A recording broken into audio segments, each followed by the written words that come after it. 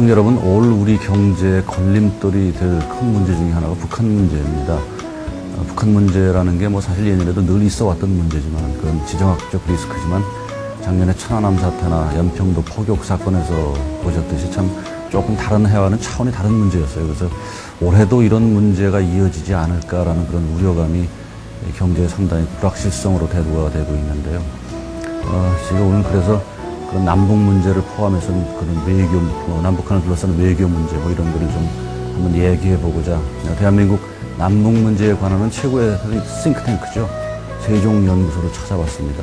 세종연구소의 소장님께서는 군에서도 계셨고요. 또 미시간 대학에서 정치학 박사를 하시는 그 이론과 실전을 겸비한 그런 분이십니다. 오늘 송대성 세종연구소장님을 모시고 한번 남북 문제 또 남한과 북한을 둘러싼 여러 가지 지정학적 그런 안보 문제, 또 외교 문제 그런 걸 한번 종합적으로 얘기를 나눠보는 시간을 갖겠습니다. 송대성 세종연구소장님 여러분께 소개해드리겠습니다. Going back to the corner where I first saw you. Gonna camp in my sleeping bag, I'm not gonna move. Got some words on cardboard, got your picture in my head saying, if you see this girl, can you tell her where I am? Some try to hand me money, they don't understand. 소장님 안녕하세요. 안녕하십니까. 아이고 시간 내주셔서 고맙습니다. 아이, 감사합니다. 네네. 보통 우리가 소장님 그 연구소장님들 하면은 사실 민간은 잘 몰라요. 그렇죠. 그런데 우리 그 송 소장님은 사실 2009년도 6월에 그 한나라당 그렇죠. 한나라당 그 의원 연찬회에서 그 당시가 노무현 대통령 그 전 대통령 조문 정국이었어요. 그렇죠. 그렇죠. 조문 정국에서 쓴소리를 하시고 또 한나라당에다가는 뭐 좌판이 이 친북 세력에 신경 쓰지 말아라. 그리고 본처 우리 저 보수 세력한테나 신경 쓰라고 쓴소리를 하셔가지고 그게 인터넷에서 그냥 뭐 아주 보도도 많이 됐고 인터넷을 달구고 검색어 1위로 오셔가지고 일반에 그때 많이 알려주셨었어요, 그죠? 그래서요. 매스컴 힘이 그만큼 무섭더군요. 저는 그때 뭐 바른 소리를 한다고 별 생각 없이 했는데 막 그렇게 그 파문이 됐었습니다. 그래서 아무튼 보수 세력들한테는 박수를 받으셨고 또 진보 세력한테는 많이 또 좀 곤욕을 치르셨는데 어쨌든 대북 강경론자 입장이시라는 거에는 뭐 동의하시죠? 근데 그게 제가 용어가 좀 잘못됐다고 봐요. 그런데 우리나라에서 뭐 대북 강경론자다 하는 거 그게 사실은 좌파 친북 적인 사람들이 그 용어를 갖다 그렇게 의도적으로 몰고 간 겁니다. 대북 강경이라고 보다는 사실 이제 북한이 강경으로 나올 때 그게 북한은 실체를 정확하게 이야기하면서 그게 합리적인 그 이 주장을 하면은 예를 들어서 북한은 실체를 정확하게 주장한다든가 특히 국민의 정부 참여정부 때는 예를 들면 북한이 비둘기냐 뱀이냐 이럴 때 분명히 뱀을 갖다가 뱀이라고 이야기하면 그만 강경론자로 몰아요. 그러니까 객관적인 실체를 객관적으로 신념적으로 이야기하면 강경론자로 큽니다. 그 객관적 사실을 얘기하는데 그거를 극단적인 언어로 표현해서 마치 극단적인 조금 것도 그렇죠? 아니고요. 예를 들어서 뱀은 뱀으로 밖에 이야기를 못 하잖아요. 그런데 대부분의 사람들은 그걸 뱀인 줄 알면서도 뱀이라고 안 하고 때로는 비둘기라 크기도 하고 막 이렇게 하지요. 그런데 그걸 저는 이 학자를 하는 참 생명 중에 하나는 단 한마디의 이런 말을 하거나 단 한 줄을 글을 쓰거나 혼이 들어 있어야 된다고 봐요. 그래서 그저 혼이라 하는 신념인데 신념이는 그 객관적인 인식에 대해서 이 정확한 그 어떤 인식을 가지고 신념이 나오는 거거든요. 그래서 저는 지금까지 뭐 강경이다. 또 하나 제가 싫어하는 거는 북한을 뭐 자극한다든가 이런 용어들. 북한이 먼저 이렇게 도발을 해 왔는데 거기에 대해서 적합한 합리적인 대응을 하는 것을 자꾸 자극이라 하거든요. 지난번에 이제 그 연평도 포격 사건 이후에도, 그 이후에 우리가 이제 육군, 공군 합동 군사훈련을, 군사훈련을 전방에서 한 적이 있어요. 그것을 뭐 북한을 자극하는 이런데, 저는 늘 그 도둑에 비교하는데, 도둑의 집을 침입한 것을 침입하는 도둑을 막기 위해서는 저쪽이 잔인한 걸로 들어오면 이게 좀 더 강력한 일종의 뭐 정당방위적 그런 그렇죠. 개념이죠. 정당방위를 하는데 네. 그런데 저쪽에 들어오는 이야기를 빼뿌리고 이쪽에 하는 걸 자꾸 강경이다, 자극이다. 그런 어떤 그런, 자극적인 언어를 써서 표현하시는 게 참 마음에 좀 안 드시는 부분이 있겠네요. 그죠? 그렇죠. 네, 그게 어떻게 보면 조금 친북적인 네. 그런 표현들이에요. 발상에서부터 나온 그래서 언어다.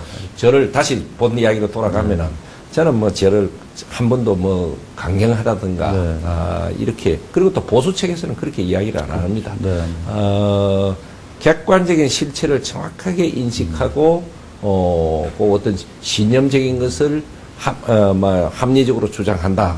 뭐 이렇게 또 학자는 그래야 되고요.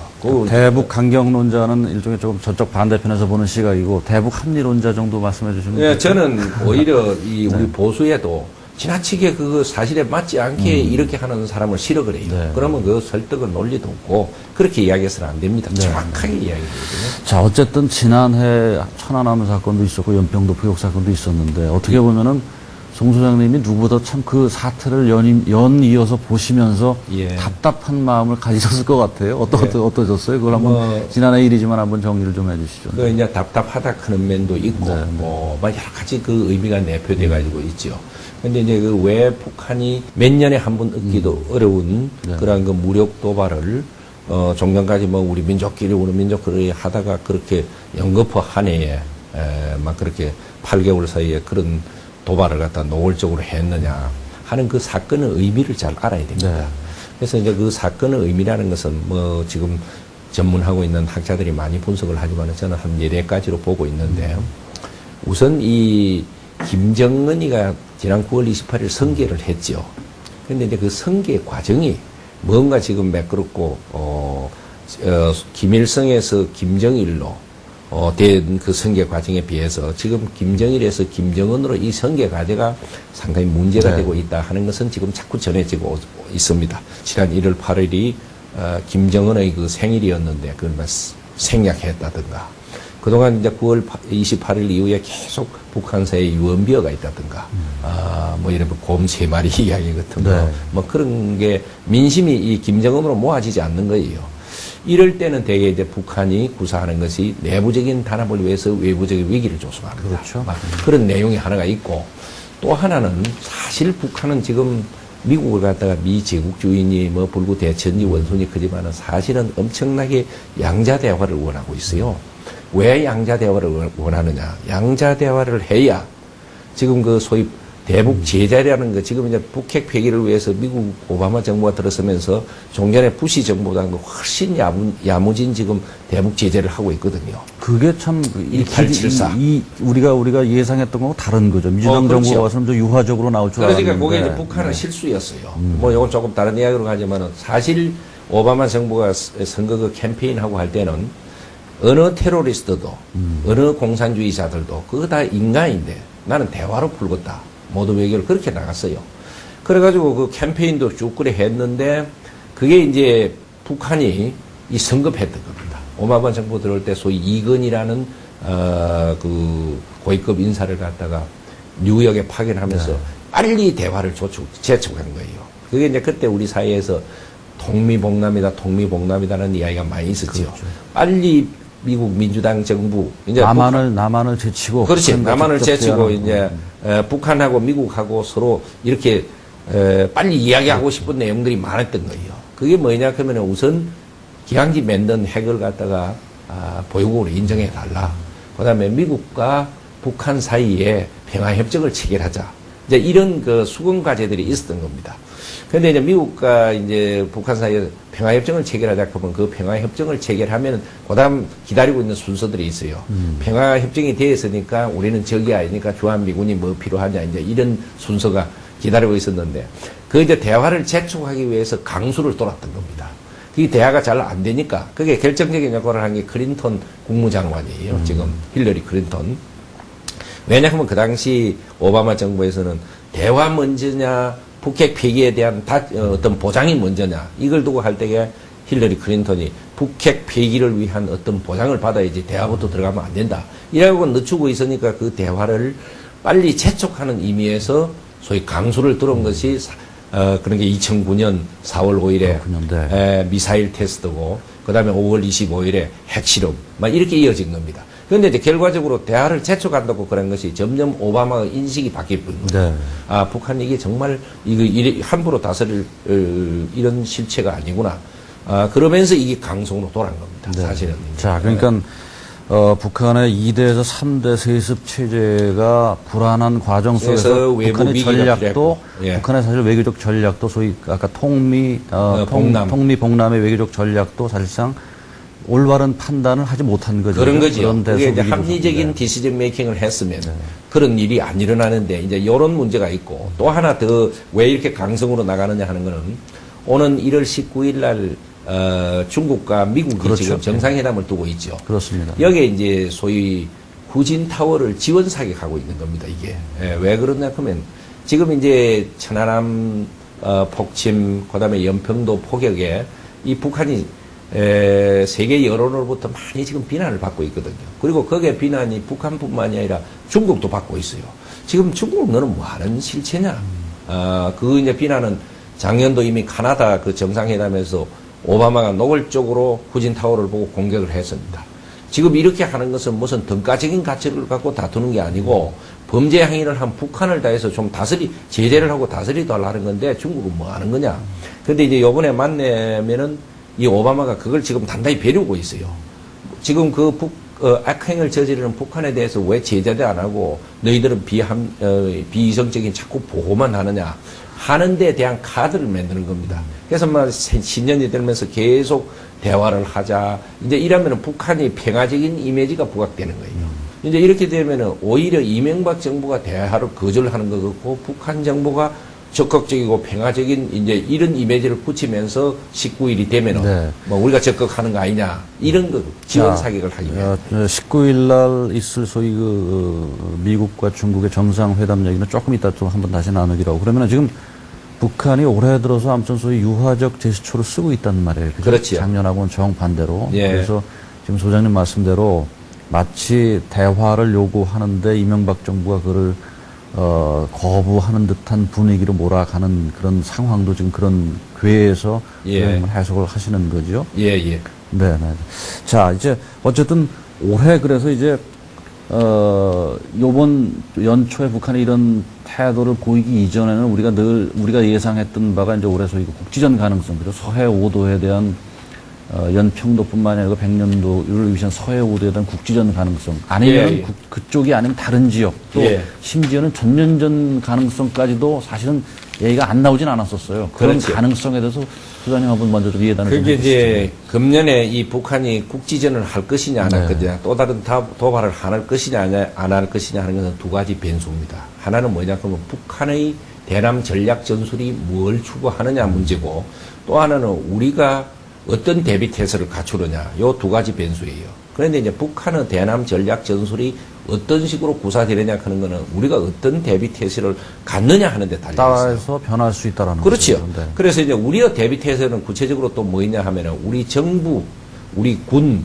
우리 국민이 어떤 태도를 갖고 임하느냐 하는 데 따라서 이게 이제 결정될 수가 있다. 네. 한마디만 말씀드리면 뭐 저는 이걸 갖다가 이 강도가侵입하는 걸로 늘 비유를 들어요. 만약에 식구들 전체가 똘똘한 마음이 돼서 이 강도를 반드시 침입 못하도록 이거는 막아야 되겠다 하고 총을 전부 갖고 정조준하고 있으면 각 방위에서 아무리 큰 강도라도 침입을 못합니다. 그렇죠. 막 이렇게 볼 때 우리가 이제 그만큼 우리 정부, 군, 국민이 어떤 자세를 갖고 있느냐에 따라서 중요하다. 네. 국지전 도발이 있을 수도 있고 없을 수도 있어요. 이제 이래서 이거는 우리하고도 많이 관계되는 겁니다.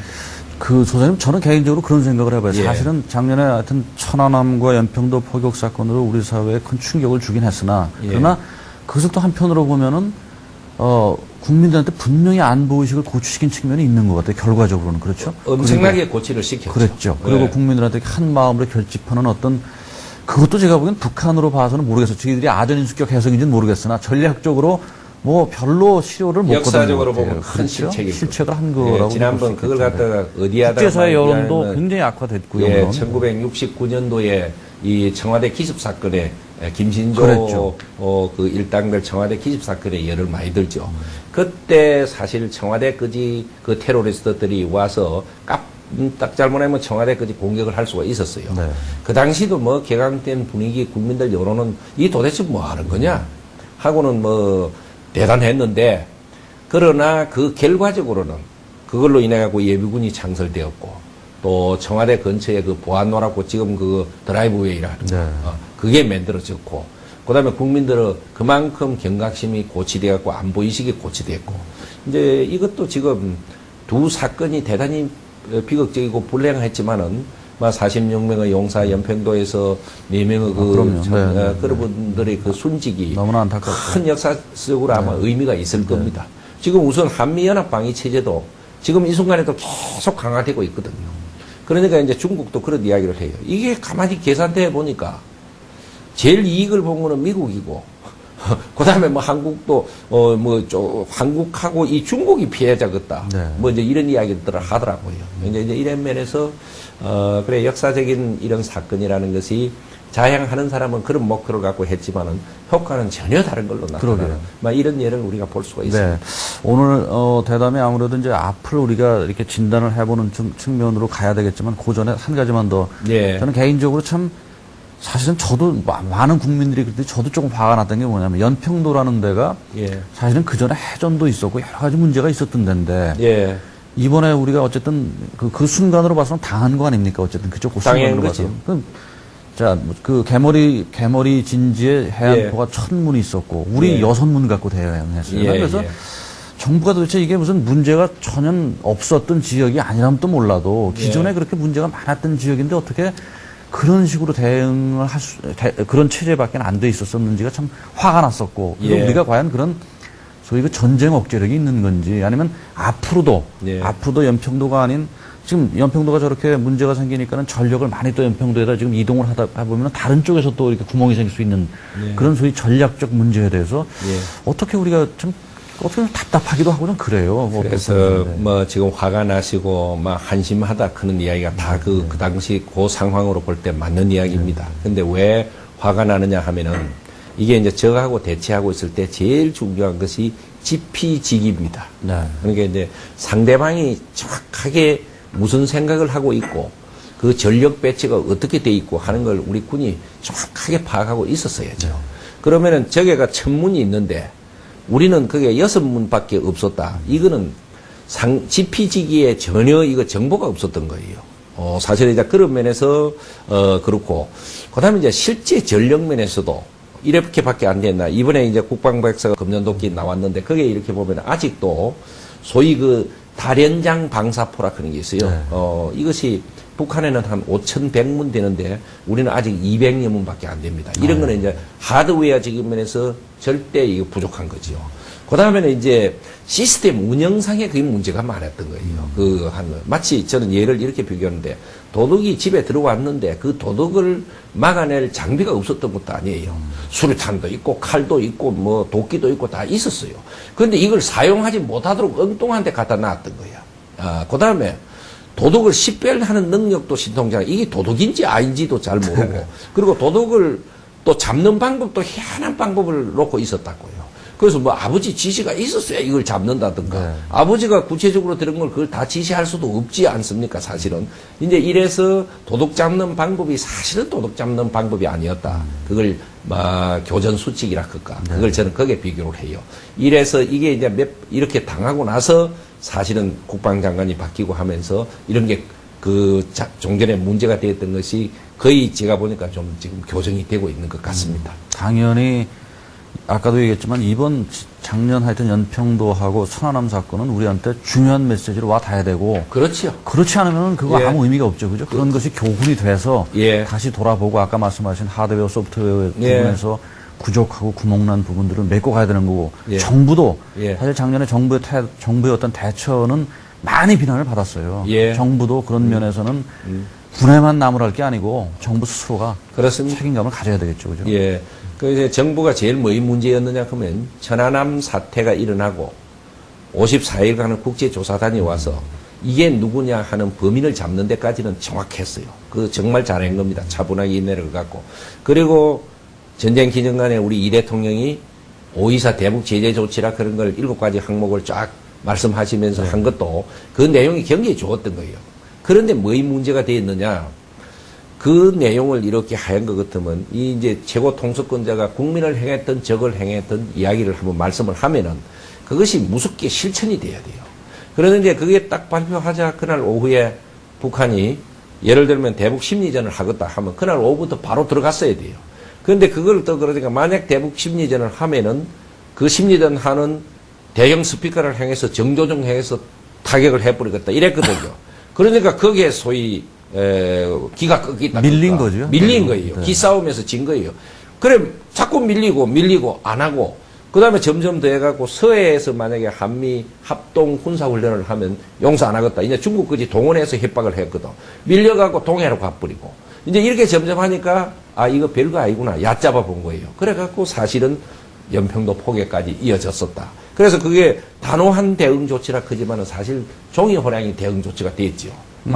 아까 소장님 말씀하신 어떤 환경적 어떤 그 세습 처제를 둘러싼 거, 그다음에 북한의 외교적 어떤 전략 판단 플러스 예. 우리가 천안함에서의 대처가 밀리고 미흡함으로 인해서 연평도 사건을 야기했다라는 측면으로도 보시는 거네요, 그죠? 그렇지요. 네. 연평도 그러니까 이제 도둑이 들어올 때는 도둑 뒤로는 도둑도 문제가 되지만 집안 식구도 문제가 되는 겁니다.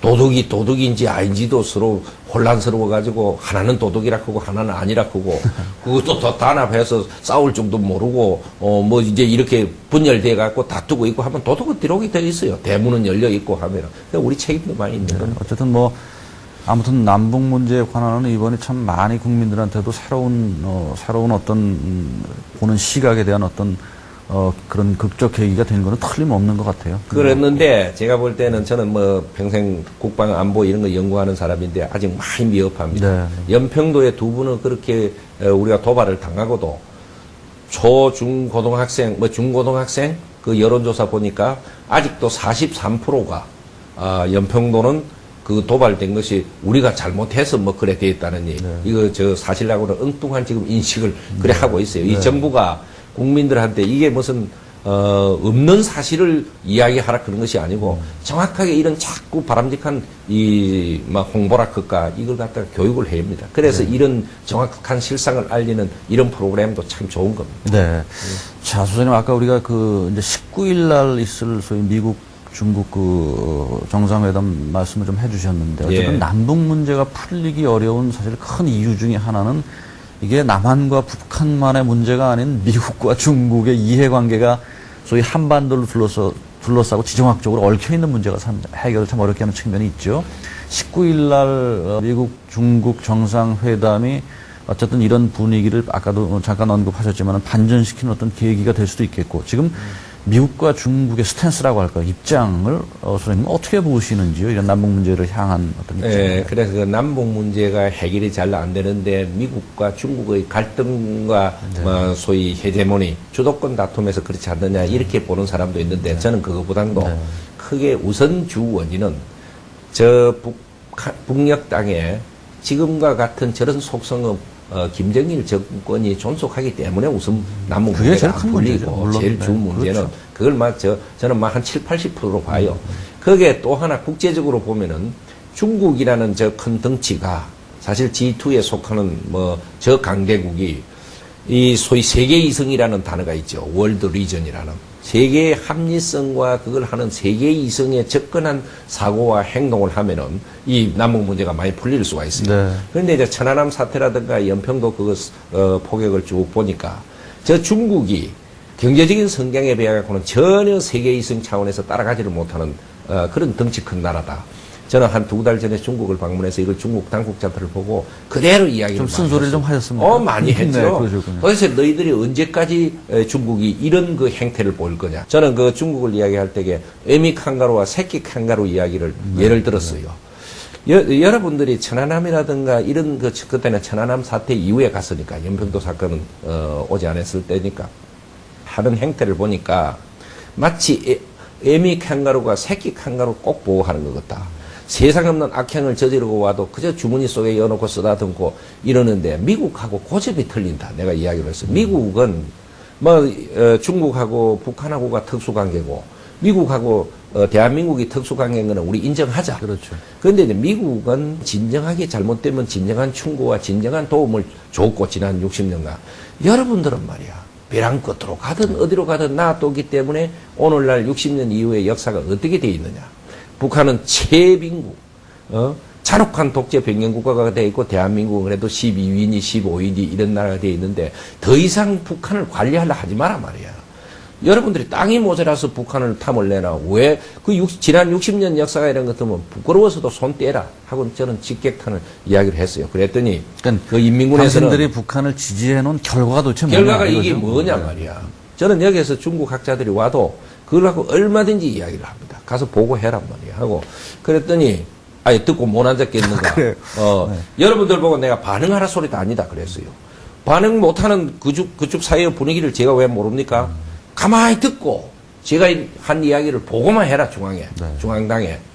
그랬더니 그 중에 어떤 사람은 바른 말씀입니다. 사적으로. 저희들이 그대로 보고하겠습니다. 하고 반응도 하고 아마 그런 이야기들이 올라가고 네. 중국이 또 듣고 반성해야 됩니다. 아주 재밌는 말씀이네요.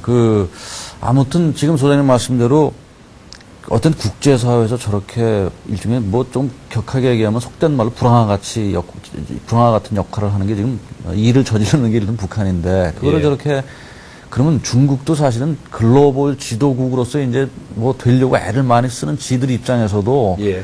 저게 사실은 좋은 판단이 절대 아닐 거란 말이에요. 그죠? 그래서 내부적으로도 중국도 어떤 면에서는 그런 판단을 안 하지 않을 것도 같아요. 그래서 상당히 고민을 할 것도 같은데. 고민을 할 겁니다. 하겠죠. 예, 그리고 예. 김정은 3대 세습 체제에 대해서도 과연 저거를 그냥 받아들이고만 밖으로는 뭐 아닌 그러지만 상당히 고민이 있을 거예요. 어떻게 보세요? 그와 또 네. 재미나는 이야기가 있어요. 그래서 여기에 어떤 연구소장이 왔었어요. 김정은 중국 가서도 저는 그렇게 이야기하고, 너희들 같으면 그 3대 세습을 갖다 그렇게 인정하겠느냐 말이야. 여러분들은 보니까 13억 중에 고르고 해서 후계자를 벌써 2년 전부터 정해놓고 훈련을 시키고 하는데, 여러분들이 중국의 동맹국이라 하는 그 북한은 할아버지에서 아버지로, 아버지에서 손자로 이렇게 이어져도 그게 지금 21세기에 맞는 거냐? 네. 그러니까 진짜 북한을 아끼는 것 같으면 그렇게 해서는 안 된다 하고 말렸어야 되는 건데, 그걸 갖다 배량으로 가든 어디로 가든 무조건 그만 인정을 해주고, 이게 진짜 북한을 위하는 거냐 하고 이야기를 했더니 어떤 그 박사는 그러더라고요. 사실 우리도 그 내부적으로는 불만인데 막 그런 말씀 잘 하셨습니다. 저희들 보고하겠습니다. 자기들도 그게 잘못된 게 좀 알아요. 막 그런 걸 저는 이해를 했습니다. 그러니까 북한에 대한 소위 그 무조건 감싸기식 그런 어떤 뭐라 그럴까요? 그런 게 좀 변화가 있을 거라고 그 이제 지금까지는 중국이 어떻게 핑계를 대느냐 하면, 우리는 남의 나라 국내 문제에 간섭을 안 한다. 우리 말을 잘 안 듣는다. 이 이야기를 계속해요. 그것도 저는 다음과 같은 이유로 그 말이 안 된다. 지금 무슨 중대한 일이라든가 있으면은 김정일이가 툭 하면 주평양 중국 대사관에 달려오지 않느냐. 또 더 그러면 월경 해가지고 북방에서 그 변경에서 만내고 후진타오가 달려가고 무엇이 말을 안 듣기를 안 듣느냐. 이 지구촌에서 중국 빼놓고 북한이 인원하는 나라가 어디 있느냐. 이제 그런 세계인들이 납득하지 않는 핑계 고만대고 진정으로 지도하고 해라. 막 그렇게 이야기를 했습니다. 소장님은 김정은 세습 체제가 벌써 여러 군데서 저것이 안정적으로 가지 못할 거라는 시그널이 나오고 있습니다. 그죠? 그렇지요.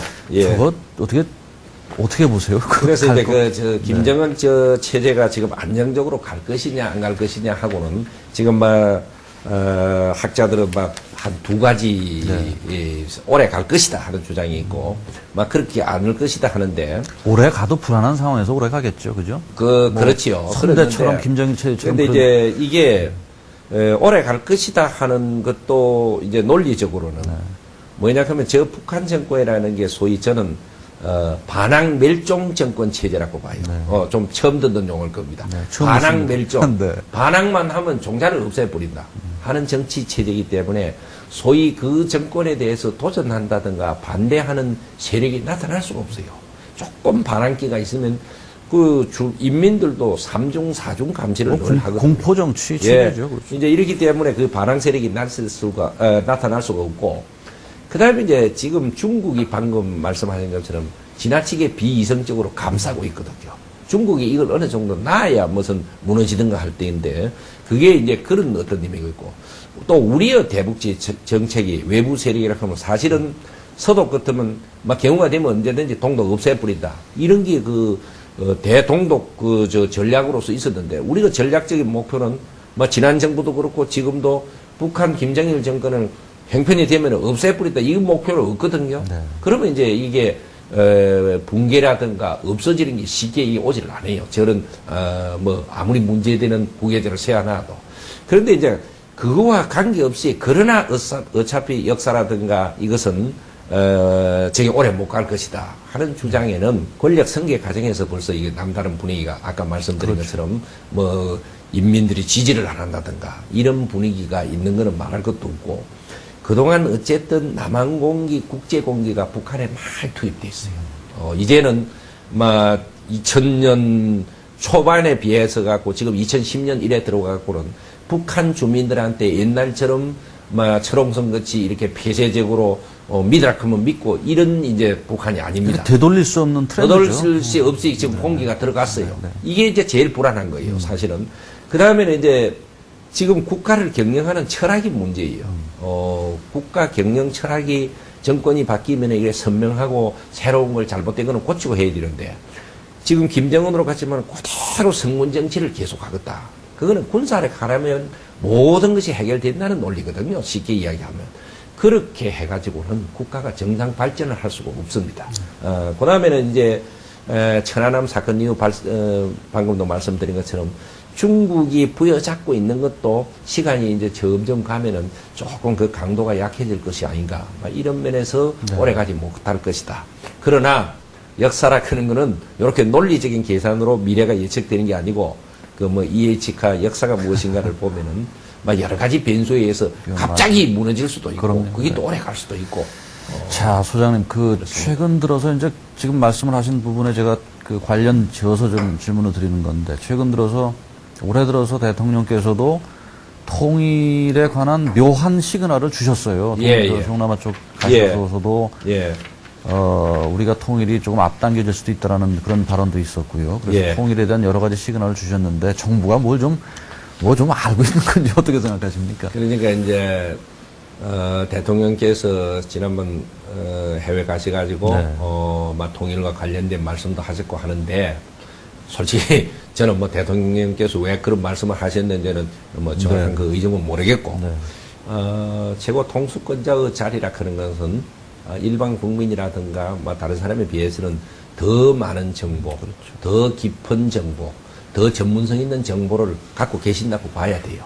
만약 그렇게 이래 보고 뭔가 막 그런 차원에서 말씀을 하시지 않았나 이렇게 생각을 하고 통일이 그러면 언제 될 것이냐 하는 거는 그거는 솔직히 누구도 맞추기 어려울 겁니다. 그리고 통일의 지금 여건이 어찌 돼 있느냐 지금 봐서 저는 별로 지금 이 순간에는 통일의 여건이 지금 북한 체제 속성도 그렇고 중국이 감싸고 있는 것도 그렇고 이제 이런 면에서 아직 지금 여건이 예단하기는 어렵다. 좀 어렵다. 네. 저는 그렇게. 근데 아무튼 뭐 일부에서는 대통령의 그런 말씀에 여러 의미를 두어서 뭔가 대통령이 청와대에서 뭘 좀 우리가 그러니까 국민들이 접하기 아무래도 어려운 그런 어떤 정보를 갖고 있는 게 아니냐라는 해석을 하는 사람도 사실은 또 있더라고요. 근데 아무튼 어렵죠. 여러 가지 상황이. 네. 뭐 대통령 말씀이라는 것은 사실이 그렇기 때문에 그렇고 또 목표를 두고 그렇게 되기를 바라면서 뭐 할 수도 있는 있겠죠. 거고 네. 여러 가지 전략 전술적인 차원에서 그 의미를 하게 그렇죠.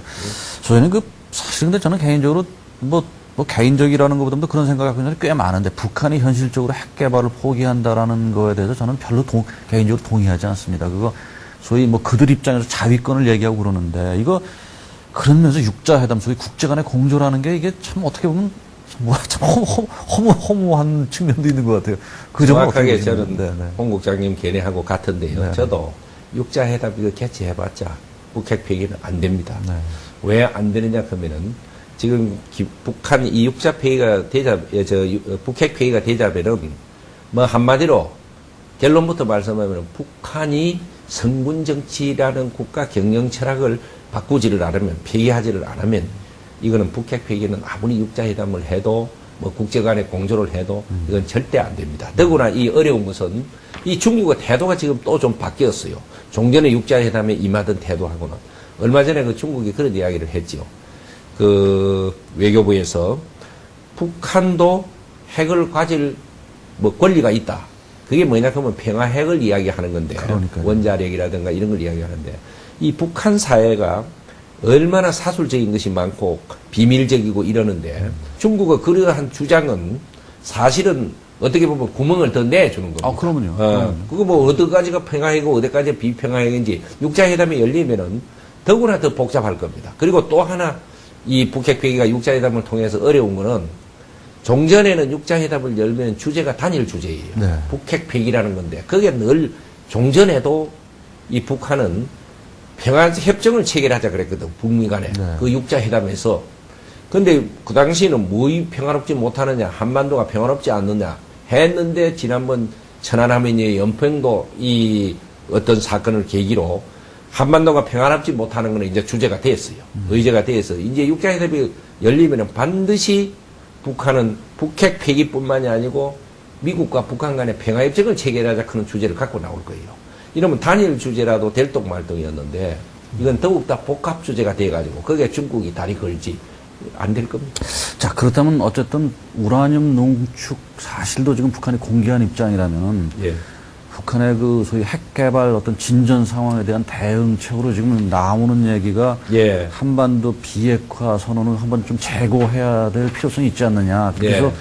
미국의 전술핵무기 한반도 배치 가능성에 대한 얘기도 좀 나온단 말이에요. 나오지요. 소장님 생각에 이거 사실 굉장히 중요한 문제인데 중요한 어떻게 문제입니다. 보십니까? 네. 이게 제가 볼 때는 육자회담이니 뭐 별별 이런 걸 해도 사실은 북핵 폐기 안 해요. 하든 안 하든 북한은 계속 핵 보유국으로 지금 갈 겁니다.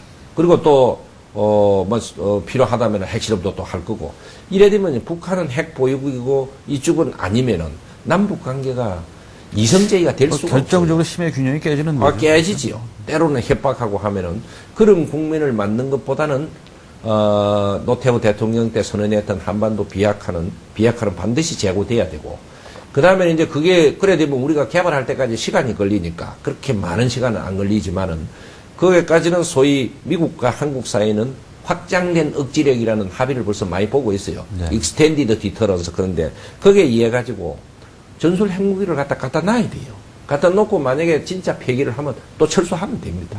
이게 이제 전략 전술인 거예요. 우리는 절대 발을 매놓고 해서는 안 되고 저쪽은 계속 쏘금술하면서 온갖 거 다 하고 이렇게 안 됩니다. 그래서 이제 전술핵이 들어오고 하면 중국도 정신을 좀 차릴 겁니다. 올해 소장님은 그럼 올해 북한의 3차 핵실험 가능성을 높게 보시겠네요. 그게 있을지 없을지 하는 거는 역시 이제 북한은 스케줄인데 뭐 대화도 하고 대화를 해가지고 자기들이 노리는 이 목표들이 많이 달성이 되면은 그게 조금 지연될 수도 있을 거예요. 네. 그렇지 않으면은 대화 협박 안 되면 핵실험 무슨 미사일 실험 얼마든지 금년에도 저는 할 수 있다. 네. 자, 우리가 조금 한번 숨을 돌려서 뭐 예. 주장은 여러 가지 주장이 나오는 거니까 또 다른 측면을 조금 한번 보지요. 이제 예, 조금 그렇게 합시다. 국지적으로 보면은 노무현 대통령 때 14남북 공동성명이 있었죠. 예. 거기서 우리가 그 NLL 인근 해역을 평화 수역으로 이렇게 만들어가지고 공동 사용하자는 제의가 사실 원칙적 합의가 됐었는데 그걸 원용을 해서 서해 5도를 이렇게 군비를 남북한이 동시에 군비 축소를 하자는 주장도 있어요. 예. 그 부분에 대해서는 제가 이게 남북 소장님 어떻게 관련의 보세요? 네. 군비 통제를 사실은 엄청나게 연구를 하고 이 전공을 하는 사람입니다. 그러셨군요. 근데 네. 이제 만약에 그렇게 하면은 우리는 그걸 믿는데 북한은 그거 합의는 합의고 실천은 전혀 다른 거예요. 그래서 이제 60년 역사적 경험을 했지만 그런 짓은 함부로 하면 안 됩니다. 네. 예. 그 궁극적으로 아무튼 소장님이 보시는 북한 이 북한 체제는 이렇게 우리가 다뤄야 되겠다라는 그런 어떤 거를 한번 총체적으로 한번 좀 말씀해 주시죠. 그동안 이제 국민의 정부 참여정부가 북한 대북 정책에서는 큰 것은 교류 협력을 정대시키면 남북 간의 신뢰가 구축되고 신뢰가 구축되면은 평화체제가 되고 평화체제가 주장이었죠. 구축되면 통일로 간다 이거였는데 우리가 이미 실험을 해봤어요. 교류 협력을 정대시키려고 노력을 많이 했지요. 그런데 사실 남북 간의 신뢰가 구축이 안 된 거예요. 그런데 이제 그걸 갖다가 이제 쭉 경험을 하고 이 이제 이명박 정부는 그렇게 안 하겠다 하고는 한 3대 목표를 갖다가 정했었지요. 비핵 개방 3천이라든가 한반도 경제 선진화라든가. 그런데 이제 그게 또 잘 안 되니까 지난 이제 12월 29일 날 통일부가 업무 보고를 하면서 모든 대북 정책을 갖다가 북한 변화에 맞추고 통일이라 그런 고를 행해서 가겠다. 이렇게 하는 게 맞는 거예요. 북한이 북한 정권의 속성이 질적으로 바뀌지 않으면은 교류협력정 되든 합의를 보든 이게 아무 의미가 없습니다. 소장님, 그 소위 투트랙 전략이라고 그러죠, 우리가. 예. 힘의 대화라고 할까요? 한쪽은 예. 계속 군사적으로, 이를테면 우위를 점하면서 한편으로는 대화하는 소위 그 투트랙 전략에 대해서는 어떻게 보십니까? 그것도 필요하다고 봐요. 부부 간에 대화 하나도 없이 이렇게 있는 무리죠. 거 하고 그렇죠. 예. 싸움이라도 하면서 대화를 하는 거 하고는 그래도 대화를 하는 쪽이 낫다니까 우리가 북한이 정확하게 어떤 실체다 그런 걸 알고 대화를 해야 돼요. 네. 그걸 정확하게 모르고 대화를 해서 합의 본 것이 그대로 갈 기라고 보는 데서 제일 문제가 있는 거예요. 저는 투트랙 전략을 반드시 해야 된다고 봅니다. 대화는 좋은데 실체를 네. 분명히 알고 분명히 속셈이라든가 그 저희를 알고 대화를 해라. 그 소장님, 우리 이 대통령이 지난해 8.15 경축사에서 통일세 문제 언급을 해서 그때 좀 논란이 됐었어요. 그렇죠. 뭐 미리 빠른 거 아니냐, 뭐 이런 얘기도 나오고 그랬는데 통일세 부분은 뭐 걷는 형태에 대해서 여러 가지 주장들이 있고 뭐 그거 자체가 지금 사실은 토론거리인데 그 예. 통일세 문제는 어떻게 보십니까? 저는 그 당시 제 개인 견해로서는 통일세 문제를 그때에 거론하지 않았어야 될 주장. 그러시군요. 왜 그러냐면 이 타이밍이 그 당시는 천안함 이 폭침을 당해가지고 저게 시인과 사죄와 다음에 그렇지 않는 어떤 보상을 받는 시기였는데 8월 15일 날 그 말씀을 딱 하시니까 이제 천안함은 끝났는갑다. 다음 장으로 가는갑다. 이 포커스가 흐려져 버렸어요. 그러셨군요. 이제 이런 면에서 그게 시기적으로 맞지는 않고 그런데 동일 비용이나 그런 거는 반드시 필요합니다. 뭐 서도국 경우를 봐서도. 근데 이제 그걸 통일세를 하는데 어떻게 해야 되느냐. 저는 제 개인으로는 지난날 남북협력기금이라는 게 있어요. 기왕에 있었죠. 기왕이 네, 있었죠. 네. 그런데 이제 그걸 한번 저는 예의 분석해 봐야 된다고 봐요. 그거 지금 안 쓰고 그냥 축적돼 있다고 그러더라고요. 그걸 뭐 안 쓰고 축적돼 있는 건지 썼으면 어떻게 쓴 건지 네. 정말 효율적으로 쓴 건지 쓸 때 쓴 건지 그걸 쓰다 보니까 어느 정도 필요한 건지 그걸 우선 분석하고 거기에 의해 가지고 미래를 예측하면서 대개 통일세가 얼마 되겠다 그런 걸 정하고 세 전문가에 의해 가지고 그 방법을 정해서 뭐 필요하면 거두면 된다. 저는 이렇게 봅니다. 네. 자, 아무래도 뭐 우리가 북한 문제가 워낙 중요한 문제고 또 세종연구소가 그런 면에서는 가장 권위가 있는 데라서 지금 좀 오랫동안 그 얘기를 했는데 국내 문제 조금 한번 예. 짚어보도록 하죠. 어쨌든 우리가 송 소장님 하면은 대표적인 하여튼 그 우파 인사로 이렇게 분류가 되시는데 우리의 이 참 고질화된 좌우 이데올로기 논쟁을 어떻게 보십니까? 좌든 우든 네. 진보든 보수든 저는 학자로서 제일 중요한 것이 객관적이고 합리적인 이야기를 해야 된다고 봐요. 보수든 진보든 객관적인 그 어떤 인식과 합리적인 주장을 할 줄 모르면은 학자로서도 뭐 이 어떤 사회적인 리더로서도 저는 문제가 있다고 봅니다. 그런 면에서 제가 그런 예를 들어서 대표적인 보수다 어떠다 이래 하는 것 같으면 저는 어째 됐든 어떤 정부든 관계없이 북한의 실체를 정확하게 보자. 그게 보수 같으면 저는 보수가 좋아요. 어떤 그런 면에서 정확한 객관적인 실체를 이야기하는 것이 중요하다. 우리 인간사라는 게 뭐 이런 그 안보 문제뿐만 아니라 모든 것이 그냥 정말 객관적으로 옳은 걸 옳게 보는 게 중요한 거지. 그거 파갈러서 무슨 그 이쪽 예. 저쪽 그게 무슨 의미가 있겠습니까? 그렇습니다. 그 한국 내 좌우 갈등 구도를 한번 그 소장님이 이렇게 표현하신 적이 있어요. 남남 갈등이 아니라 남북 갈등이다 이렇게 표현하셔가지고. 제가 그 주장을 많이 했죠. 글쎄요. 그래서 그걸 아주 특히 보수 쪽에서는 아주 참 탁월한 특견이다 이렇게 본 것도 있는데 제가 한 가지 소장님한테 좀 질문을 드리고 싶은데 예. 사실 좌파하고 종북주의자하고는 조금 분리를 해야 될 것 같은데 우리는 좌파 이퀄 종북주의자 이렇게 해야 되는 경향도 또 있는 것 같아요. 그 점 어떻게 보세요? 절대 동감해요. 네. 좌파하고 종북주의자하고 진보하고 친북주의자하고 전부 그리고 반미주의자하고 맞아요. 이걸 하게 섞어서 한 덩어리를 보는데 그거 사실 구분을 해야 됩니다. 근데 조금 막 섞어서 쓰잖아요. 그래서 엄격히 말해서 진보라 그런 거는 어떤 면에서는 나아갈 진작 이 걸음보자거든요. 앞서서 이렇게 하는 거 어떻게 보면 새로운 미래를 보면서 새로운 세계를 갖다 가는 게 진보예요.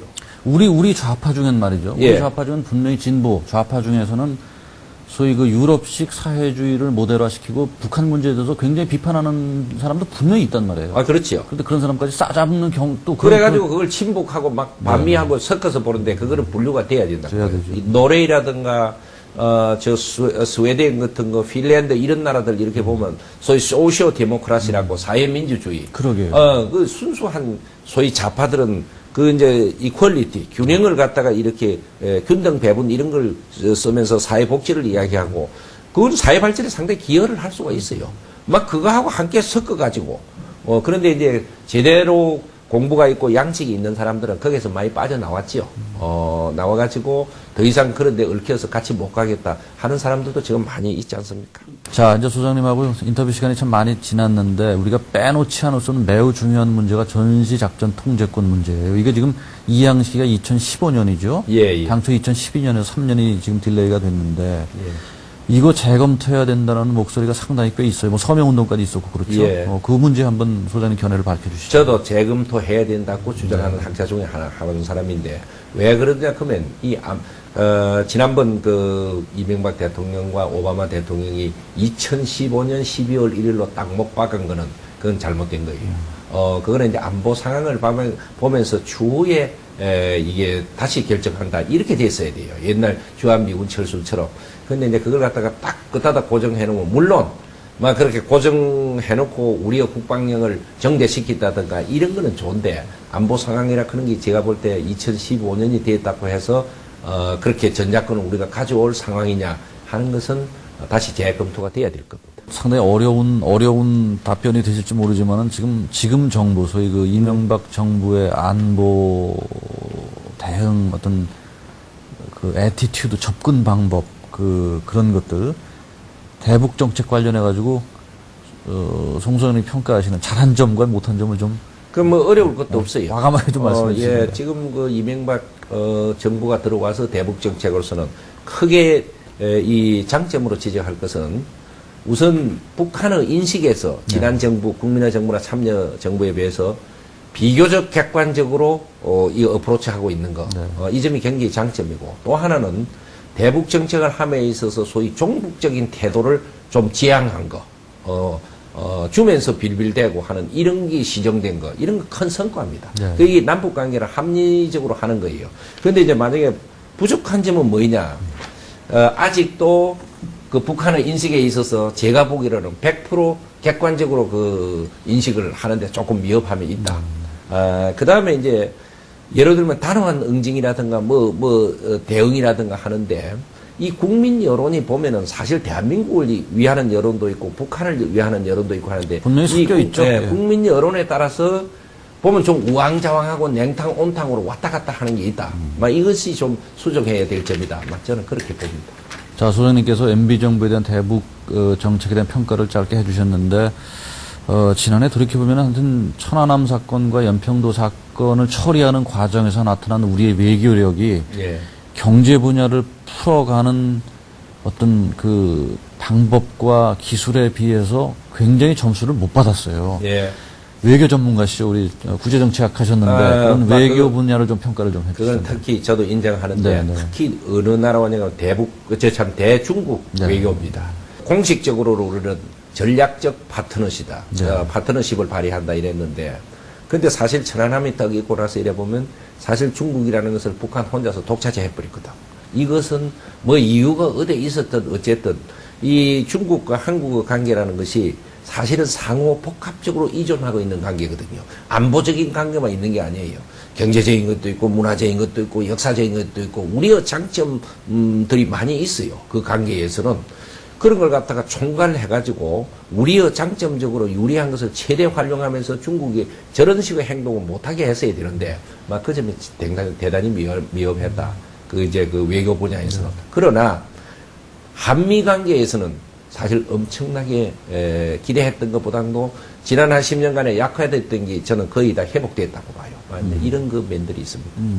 대중 외교에서를 특히 비판적으로 보시는군요. 예, 그렇습니다. 그 며칠 전에 그 소장님 일본하고 우리나라가 소위 그 군사적 어떤 협력, 동맹 관계에 대한 천명이 있었어요. 예, 그래서 예. 이게 이제 또 중국과 러시아를 이렇게 자극하는 거 아니냐라는 얘기도 좀 그런 평가가 나오는데 그 우리하고 일본하고의 그런 군사적 협력 관계는 그 어떻게 저는 말이죠. 지지를 하시는 입장이십니까? 예, 저는 미국, 일본, 우리나라, 호주 뭐 이거는 어쨌든 이 일본이 왜 중요하냐 하면 동양에 있으면서 유일하게 자유민주주의와 시장경제를 지지를 하고 또 하나는 미국과 같은 동맹국이고 그러니까 우리는 이래 받기만 하고 이렇게 협조할 때는 사실 그 미국도 많이 원하고 있는 겁니다. 협조할 때는 저는 우리는 싹 빠지려고 하고 그거 안 된다고 봐요. 그리고 또 자꾸 러시아를 신경 쓰고 중국을 신경 쓰고 러시아와 이 중국이 북한에 대해서 하는 걸 보면 너희들이 우리를 이래 불안하지 않도록 해라 하고 얼마든지 하면서 이거 저는 적극적인 협조를 해야 된다고 네, 봅니다. 아주 예. 강력한 지지를 표명을 하셨는데 예, 예. 아까 이제 중국에 대한 우리 외교의 문제점을 지적을 해주셨죠. 그렇다면은 예. 미국과 중국 외교에서 우리가 중점을 둬야 될. 뭐 미국은 아까 뭐 잘하고 왔다니까 그건 예. 뭐 말씀 안 하셨더라도 중국 부분을 좀 말씀해 아니 주시죠. 미국도 신경을 써야죠. 그러시는데. 지금은 좋은데 네. 이게 만날 이 나라와 나라 사이 관계라는 건 항상 이래 좋다는 법이 그렇죠. 없어요. 반드시 안 좋을 때도 옵니다. 오케이. 그걸 그럼- 대비해서 네, 해야 네, 되고 네. 중국하고는 이걸 갖다 국제정치적으로 콤플렉스 인터디펜던스라 그래요. 상호 복잡한 관계인데 아까 제가 이야기한 것처럼 이렇게 안보 관계는 그렇다 치고 또 북한과 미국, 중국 간의 특수 관계를 인정해 줘야 돼요. 우리하고 미국하고 특수 관계를 인정하는 것처럼 그래 하면서 우리한테 유리한 환경에 경제적인 거는 중국이 우리를 또 뗄 수도 없어요, 사실은. 그런 어떤 면에서 우리의 장점을 이용하면서 이게 싫다고 헤어지고 네. 좋다고 가까이 가고 할 그런 관계가 아닙니다. 더 적극적으로 이웃으로서 우리가 친교적인 그런 걸 해야 돼요. 워낙에 지금 뭐 안보라는 문제가 우리한테는 아주 그야말로 치명적인 문제이기 때문에 이제 그 얘기를 다 하다가 막상 세종연구소 얘기를 좀 빠뜨렸어요, 저는. 예, 예. 세종연구소가 한경련, 한국경제연구소하고 통합 얘기가 조금 나왔었죠. 그게 작년에 있었죠. 국회에서도 조금 말썽이 됐었고, 뭐 논란이 있었었는데. 예. 그 부분 뭐 어떻게 진행이 되는 겁니까? 또? 지금 거의 진행이 안 되고 있는데요. 왜 그러냐 하면 이 발전을 모색하는 데는 두 가지가 있습니다. 혁명적인 발전이 있고, 그 다음에 이제 이 점진적인 게 있는데, 사실 우리 세종연구소가 여러 가지 언론에서도 이야기가 되어 있지만은, 기금 문제가 대단히 지금 심각해요. 그런 어떤 면에서 그걸 갖다가 좀 혁명적으로 근본을 해결하는 책으로 한경련하고 M&A를 한번 해보겠다 이랬는데, 아시다시피 여러 가지 그 여건에 의해 가지고, 그게 홀드되어 있습니다. 저는 지금도 저 아쉬움을 갖고 있습니다. 그러시군요. 자, 세종연구소 안에는 사실은 뭐 이를테면 제가 이제 분류상 네. 그런 언어를 쓸게 좌파 학자들도 적지 않이 계시죠. 네. 앞으로 세종연구소의 방향성이라고 할까? 어떤 쪽으로 지향을 하세요? 지금 그거 갖고 사실 우리가 많이 참 뭐 하는 데냐 하고 비난도 받고 제가 저 소장으로 취임하고 곤혹도 많았습니다. 그런데 그 부분에 대해서는 소위 그 보수 쪽에서도 많이 공격을 좀 받으셨죠. 보수 쪽이 더 저를 엄청나게 네, 네, 힘들게 했죠. 네. 그런데 이걸 알아야 됩니다. 지금 세종연구소만 그런 게 아니고 국회도 여러분들 방송사, 언론계, 신문사 어느 사회 곳곳에 소위 그런 좌파락 극과 친북 세락 극과 있지 않는 곳이 어디 있느냐 이게. 그런데 이제 그런 어떤 면에서 지금과 같은 국회, 지금과 같은 대한민국 법, 지금과 같은 재판소 이렇게 돼 있는 한 어느 부서에 있는 좌파라든가 친북 세력을 갖다가 제거한다든가 이래 없어기가 정말 어렵습니다. 아마 그런 어떤 면에서 저는 이제 소장으로 복무하면서 딱 복무 소감으로 좋다 이게야. 다양한 아이디어가 오고 간 거는 다 좋은데 대한민국을 해치거나 반대한민국적인 가치를 주장하는 어떤 글이나 주장은 더 이상 하지 마라. 이렇게 지금 하면서 이 연구소를 이끌고 제가 있습니다. 개인적인 생각입니다. 아까 우리가 좌파와 친북, 종북 세력을 분리해야 된다는 말씀하셨는데 예. 저도 개인적으로 친북이나 종북 세력은 아니죠. 그런데 좌파는 연구소의 다양성을 위해서도 그러니까 우리가 건전한 의미의 그죠? 그리고 종북과 친북을 분리한 그런 좌파 성향의 어떤 그런 거는 연구소의 다양성을 위해서 저게 보기에는 큰 문제가 아닐 것 같다는 생각이 듭니다. 그런데 이게 아마 이념이 소셜리즘, 커뮤니즘이 나오는 초기 같으면은 그게 희망도 걸어보겠는데 저는 또 조금 틀립니다. 네. 그게 이제 한 60여 년 이런 세월이 쭉 보고 나니까 좌파들이 주장하는 그 뭐 패러다이스니 그게 우선 실현되기도 어렵고, 그것도 역사적인 현실이 대부분 별로 좋지를 않아요. 그래서 막 저는, 막 가급적이면은, 그 우리 또 한국어 좌파들이 그렇게 순수하게 좌파적으로 좀 가지도 못해요. 그래서 저는 별로 환영하지 않습니다. 자, 어쨌든 소장님 딱 1시간에 걸친, 정확히 1시간에 걸친 대담이 아주 열정적이셨어요. 다른 누구보다도. 아, 그렇습니까? 열정적이셨고 아주 관심 있고 재미있게 아마 시청자 여러분께서도 들으셨을 믿습니다. 어쨌든 그야말로 우리가 앞으로도 조금 그런 그 이데올로기 논쟁 좀 그만하고 아까 말씀드린 것처럼 그냥 있는 사실을 객관적으로 받아들여서 나하고 생각이 다르더라도 그것이 옳은 길이면 또 그쪽으로 따라가는 그렇습니다. 그런 자세들을 좀 가졌으면 하고 좀 그런 면에서 우리 소장님이 좀 앞장을 좀 서주십시오. 그리고 그래서 우리는 이 북한이라는 이거한테 너무 잡혀 있어요. 사실 이거는 막 우리 전체 국정에 한 20% 정도 이렇게 취급하면서 우리가 긍정적인 요소가 얼마나 많이 있습니까? 미래를 보장하는. G20에서 부각된 여러 가지도 있고, 우리의 젊은이들의 자질이라든가, 세계적인 스타들이 나오고 있지 않습니까? 막 이런 면에 우리는 좀 더 노력을 하면서, 북한 상대에서 너무 에너지를 이래 소모하고 하는 이런 그 역사가 더 이상 전개되지는 안 된다고 봅니다. 어쨌든 올해 참 여러 가지로 안보에 관련된 여러 가지 위기 상황의 가능성이 있는 해인데, 세종연구소가 그런 띵크탱크로서 좀 잘 연구도 해주셔서 최선의 노력을 하겠습니다. 그렇게 잘 좀 이끌어 주십시오. 오늘 아주 인터뷰 재밌었습니다. 고맙습니다. 네.